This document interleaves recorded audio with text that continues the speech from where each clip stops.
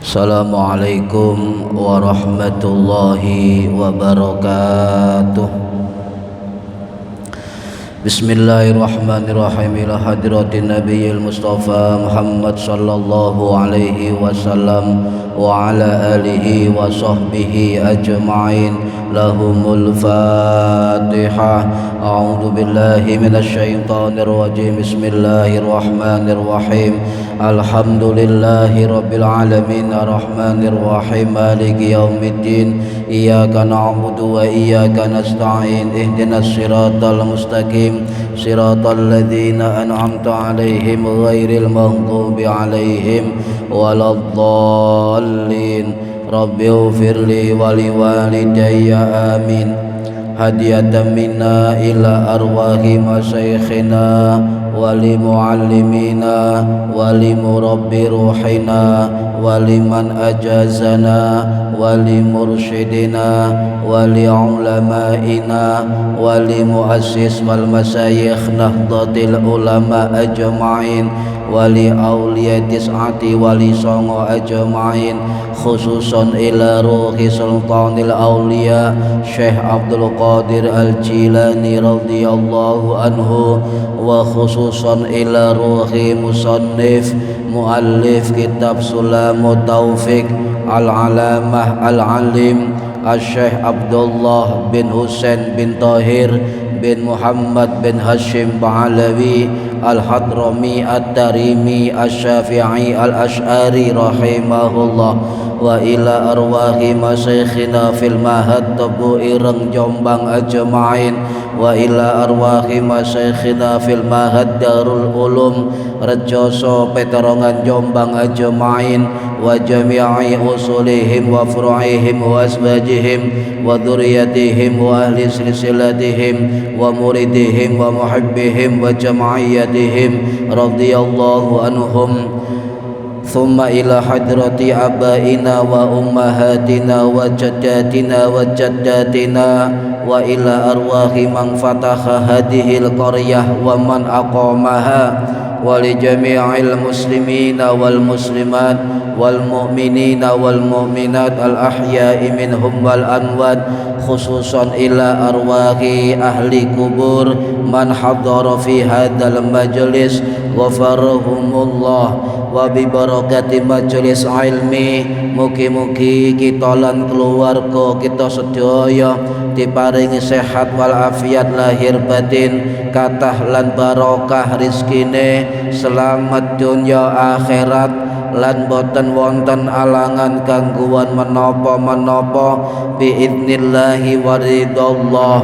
Syai'un lillahi lana wa lahumul Fatihah. A'udzu billahi minasy syaithanir rajim. Bismillahirrahmanirrahim. Alhamdulillahi rabbil alamin arrahmanir rahim maliki yaumiddin. Iyyaka na'budu wa iyyaka nasta'in. Ihdinas siratal mustaqim siratal ladzina an'amta 'alaihim ghairil maghdubi 'alaihim waladdallin. Rabbighfirli wa liwalidayya amin. A'udzu billahi minasy syaithanir rajim. Bismillahirrahmanirrahim. Alhamdulillahi rabbil alamin. Allahumma shalli wa sallim wa barik ala sayyidina Muhammadin wa ala alihi wa sahbihi ajma'in, wa la hawla wa la quwwata illa billahil aliyyil azim. Amma ba'du. Ingkang kawula hormati para bapak, para ibu, jamaah pengajian rutin kitab Sulamut Taufiq setiap hari Senin ba'da maghrib di Masjid Jami Al-Kautsar, Indro Kepomas, Gresik, Jawa Timur. Mudah-mudahan khususnya yang hadir fi hadal majelis dan umumnya yang mendengarkan atau melihat melalui online mendapatkan barokah, manfaat, maslahah, wa ni'matah, wassalamah, wasya'adah, wasyafa'ah fid dini wad dunya wal akhirah. Amin ya rabbal alamin. monggo tiniati ngaji golek ilmu lillahi ta'ala lan tiniati iktikaf fi hadzal masjid dan tiniati ngenteni salat isya berjamaah lillahi ta'ala. Para hadirin ingkang minulya, melanjutkan ngaji sebelumnya halaman 50 baris yang kelima. Bismillahirrahmanirrahim. Faslun utawi iki iku fasal wa min ma'asil farji lan setengahe saking pira-pira maksiate farji, maksiate kelamin iku az-zina, perbuatan zina, wal liwatu lan lewat silit.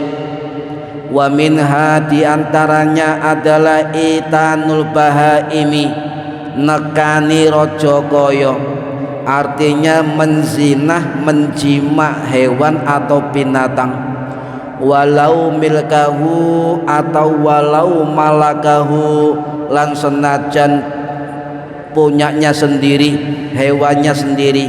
Wal istimna'u lan ngetokno mani biyadi kelawan tangan ghairil halilati saliyane halale. Wal wad'u lan jima fil haidi ing dalem wong wadon haid, awin nifasi lan wong wadon nifas, au ba'da inqita'ihima utawa sakwuse pegot atau berhenti haid dan nifas. Wa qabalal ghusli lan sadurunge adus, au ba'dal ghusli utawa sakmarine adus, bila niyatin kelawan tanpa niat, au ma'a utawa sertane faqdi syartin sepine syarat min syurutihi saking pira-pira syarate adus. Para hadirin ingkang minulya, niki fasal baru tentang maksiatnya alat kelamin, maksiatnya farji, maksiate nyon sewu vagina. Lah di dalam kitab fikih niku wonten hukum, niki wonten keterangan zina nggih. Zina mboten kula bahas sebab pun wonten saderenge keterangane, bab saderenge. Masalah al-liwat yaitu menyetubuhi istri melalui anus. Ini saya lewati sebab sebelumnya sudah saya jelaskan ada babnya. Langsung kepada itanul bahaimi, menjima hewan atau binatang, walau malakahu utawa saged diwaca walau milkahu, itu meskipun miliknya sendiri. Jadi hewan, baik binatang liar, baik binatang milik orang lain, baik binatang milik sendiri, jika dizinai maka hukumnya haram. Itu termasuk maksiat, berdosa besar, hukumnya haram. Itanul bahimati haramun, menzinai hewan atau binatang itu hukumnya haram. Itanul bahimati haramun. Nah, para hadirin rahimakumullah, bagaimana orang ketika bersetubuh, berjima dengan binatang, ya, niku para ulama sepakat, ijtima'ul ulama, ittifaqul ulama, kesepakatan ulama niku hukumnya haram, hukumnya haram. Bahkan ada hukum yang sangat keras di dalam hadis Kanjeng Nabi, riwayat sahabat Ibnu Abbas radhiyallahu an, sing wafat tahun 687 Masehi di Taif.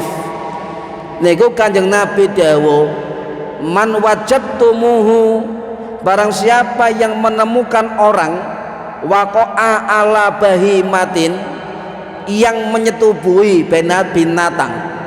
Jadi lek ana wong delok melihat orang yang menyetubuhi hewan, nyetubuhi binatang, itu faqatuluhu, maka bunuhlah dia.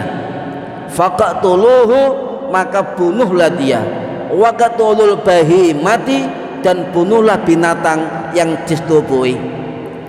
Niki riwayat hadis Kanjeng Nabi dari Imam At-Tirmidzi rahimahullah sing wafat tahun 892 Masehi di Uzbekistan. Para hadirin rahimakumullah, orang yang tidak sinau hadis, orang yang pemahamannya keras terhadap teks hadis akan menghukumi orang yang menjimak binatang dibunuh. Nggih. Harus melihat hadis lainnya, harus ningali hadis lintune, Pak. Sebab wonten riwayat lain yang juga riwayat Ibnu Abbas dan juga riwayat Imam Tirmidzi niku beda redaksinya. Contoh, man ata bahi mata, sapane wong nekani jimak binatang, fala hadda alaih, tidak ada hukuman baginya. Sama sing pertama riwayat Ibnu Abbas, Imam Tirmidzi, sing kedua niki riwayat Ibnu Abbas, Imam Tirmidzi, sama-sama perawinya sama, redaksinya tidak sama. Ya. Lah niki untuk menentukan dua hadis yang perawinya sama, takhrijnya sama, teksnya berbeda, tidak boleh kita menentukan pendapat sendiri. Harus balik nang ulama-ulama yang mentakhrij hadis tersebut. Sinten riwayat niki? Niki riwayat Imam Tirmidzi rahimahullah. Maka kembali kepada syarah keterangan Imam At-Tirmidzi. Beliau mengatakan dalam kitab Jami'ut Tirmidzi begini, Pak. Memang diakui ada dua hadis. Satunya, lek sampean melihat orang zina kali binatang, bunuhlah dia dan bunuh binatangnya. Tetapi hadis yang kedua, nggih, napa? Hadza ashahul fi hadisil awal.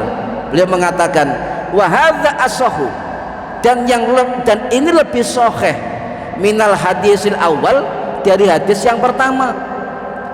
Jadi Imam Tirmidzi memilih hadis yang kedua.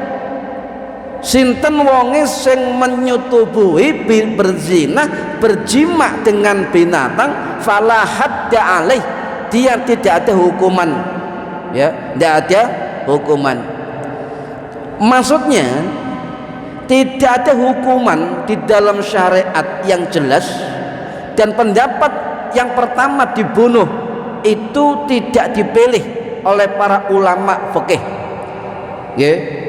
Sebab wong zina kare binatang niku pun wonten zaman-zaman Nabi sebelumnya sudah ada. Wong jima hewan jaran, jima ketek, kera, jima napa malih ras sapi, nggih, macam-macam dijima, nggih. Lah, kemudian pendapat yang terkuat dari jumhur ulama adalah ini termaktub dalam kitab Al-Mawsu'ah Al-Fiqhiyah Al-Quwatiyah. Jumhur ulama mengatakan jika ada orang berzina dengan binatang maka tidak ada hukuman baginya, tetapi yang lebih kuat adalah diserahkan kepada hakim atau pemerintah, baik dihukum penjara atau dihukum denda, takzir atau had, tinggal pilihan mawon, nggih. Sedangkan ngeten, apakah orang yang berzina dengan binatang itu dibunuh? Hati-hati, Pak, menghukumi hadis, nggih. Nah, para ulama ikhtilaf, nggih, berbeda pendapat. Cuma jumhur dari 4 mazhab, menurut ulama mazhab Hanafi menurut ulama mazhab Maliki nggih niku tidak dibunuh, manusianya juga tidak dibunuh. Jangan sampai dengan adanya hadis tadi menjadi justifikasi seseorang atau kelompok untuk menghalalkan membunuh orang sebab berzina dengan binatang. Mazhab Hanafi, mazhab Maliki berpendapat hewan yang disetubuhi manusia ya, niku tidak dibunuh, hewan tidak dibunuh. Kalau yang disetubuhi binatang halal, sapi normale sing halal niku boleh disembelih dan boleh dimakan, halal. Niki pendapat dari mazhab Hanafi dan mazhab Maliki, juga sebagian besar dari mazhab Syafi'i yang mengatakan hewan yang telah disetubuhi oleh manusia itu tidak dibunuh, boleh disembelih dengan syarat-syarat fikih dan dagingnya boleh dimakan.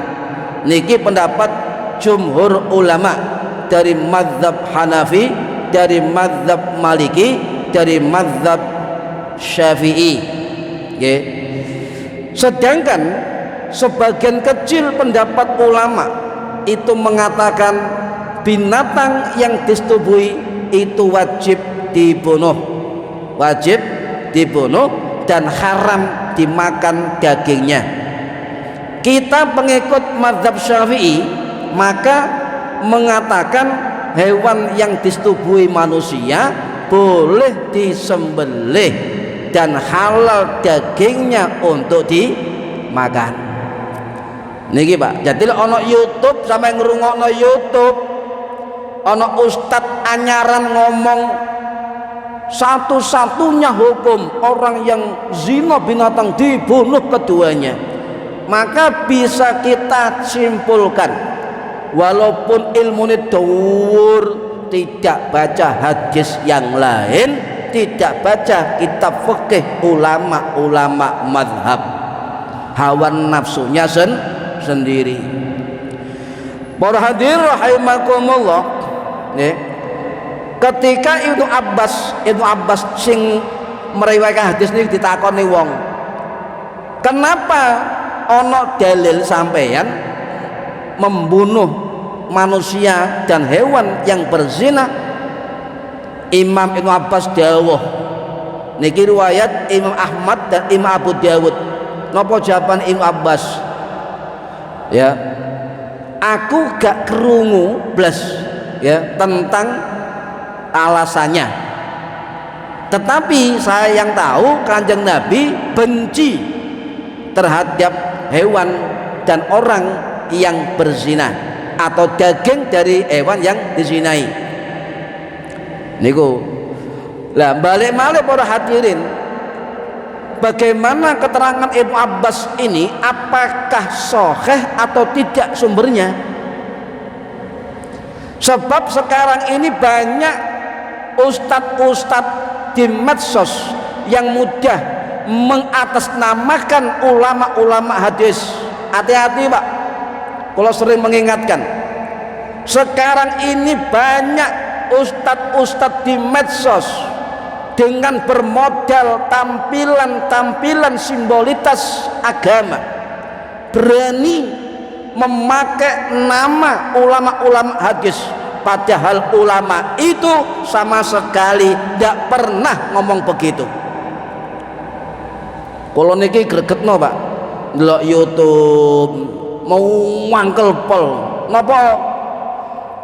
Kalau niki eling guru kula sakroku ngoten, ngaji kitab hadis gak kerungu keterangan ngoten niku. Nggih, jadi kuping gatel niku. Kuping gatel. Lah kemudian para hadirin rahimakumullah, bagaimana ketika manusia berzina dengan binatang? Apakah ada? Ada Pak. di luar negeri, orang-orang yang kesepian, orang-orang kesepian itu kadang-kadang mereka berzina dengan binatang piaraannya. Kadang-kadang orang memelihara binatang itu untuk pelampiasan nafsunya dan sebagainya. Para ulama Syafi'i mengatakan, termasuk dalam kitab Fathul Qorib, Imam Ibnul Qasim Al-Ghazi As-Syafi'i rahimahullah, sing wafat tahun 1512 Masehi di Mesir, beliau mengatakan, orang yang berzina dengan binatang, orang yang menyetubuhi istrinya lewat silit. Kalau baleni di dalam kitab Fathul Qorib, rujukannya ulama-ulama Syafi'i fikih, wong lek nyetubuhi jima bojone lewat silit, wong sing bersetubuh dengan binatang, maka keduanya, kata beliau, wa hukmul liwati, dan hukum jima silit, wa itanil bahaim, dan menjima binatang, ka hukmiz zina, maka hukumnya seperti zina. Jadi sapa wonge sing duwe bojo walaupun halal tidak boleh bersetubuh melalui nyun sewu, silit, anus, dubur, itu haram hukumnya. Haram hukumnya. Niki ijma' a'immatul arba'ah, 4 madhab, dalam kitab Al-Fiqhu alal Madhahibil Arba'ah, karangannya Syekh Abdurrahman Al-Juzairi Al-Iwad rahimahullah, sing wafat tahun 1941 Masehi di Mesir. Sepakat para ulama, tidak boleh, tidak boleh. Apa ada orang yang menyetubuhi istrinya melalui duburnya, melalui selitnya, melalui anusnya? Banyak kasus seperti itu. Jadi hentikan ya, tolong dihentikan, itu haram Pak, haram ya. Para hadirin rahimakumullah, andaikan ada orang yang menyetubuhi binatang, keluar mani atau tidak keluar mani, apakah wajib mandi? Para ulama sepakat memasukkan penis di dalam vagina binatang, walaupun keluar atau tidak keluar air maninya, maka ulama sepakat untuk tetap mandi wajib, walaupun perbuatan itu haram, tetap mandi wajib. Ini keterangan saking Imam An-Nawawi As-Syafi'i Ad-Dimashqi rahimahullah, sing wafat tahun 1277 Masehi. Niki para hadirin rahimakumullah, jadi tolong dihentikan yang terbiasaan menjimak bojone melalui silitnya, haram. Tetapi kalau nyun sewu mboten porno niki, kalau gayanya dari model belakang niku halal, tapi senjatanya tetap di jalannya, bukan di silitnya. Apa gayanya apa niku? Niki Pak, hati-hati nggih. Para hadirin rahimakumullah, wonten malih wal istimna'u biyadi ghairil halilah, dan hukumnya berdosa maksiat ketika ada orang mengeluarkan air mani yang bukan dengan tangan yang halal, maksudnya tangan istrinya atau tangan suaminya. Onani, masturbasi, onani kanggo wong lanang, masturbasi kanggo wong wedok, maka hukumnya boleh jika dikeluarkan air maninya dari apa? Tangan-tangan halilah, tangan-tangan yang halal bagi dirinya. Contoh, bojone haid tidak boleh disetubuhi. Nggih, sampean kepingin seru, silakan istrinya mengeluarkan syahwat suaminya dengan jalan apapun kecuali masuk di dalam goa terlarang. Boleh dengan tangan istrinya, boleh istri dengan tangan suaminya, boleh. Niki diperbolehkan. Yang tidak boleh berdosa adalah istimna, mengeluarkan air mani dengan tangannya sendiri. Niki berdosa dan maksiat. Nggih. Tapi para ulama niki wonten berapa hukum. Nggih. Ana sing ngarani hukum onani, hukum masturbasi itu haram mutlak.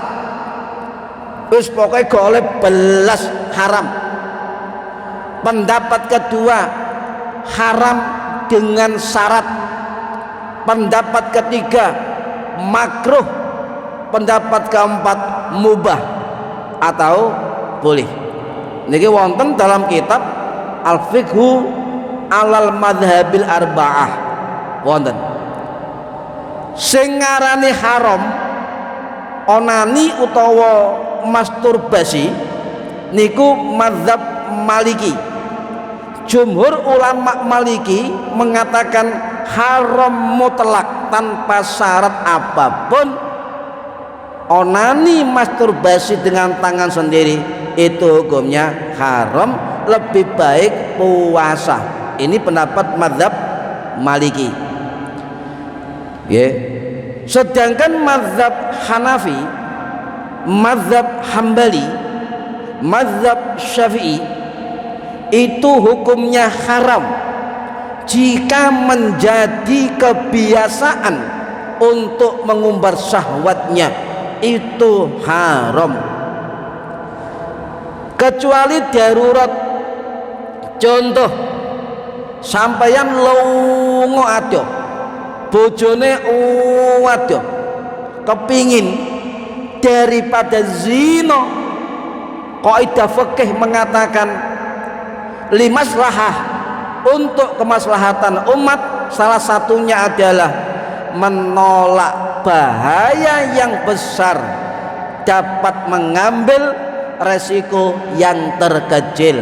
Boleh onani, boleh masturbasi dengan syarat darurat.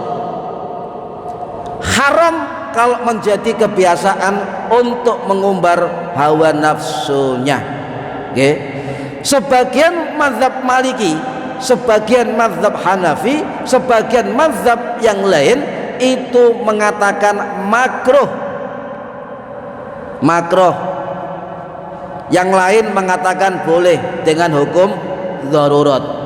Sampai simpulkan sendiri, jadi haram lek digawe dalam mengumbar syahwatnya dengan kebiasaan.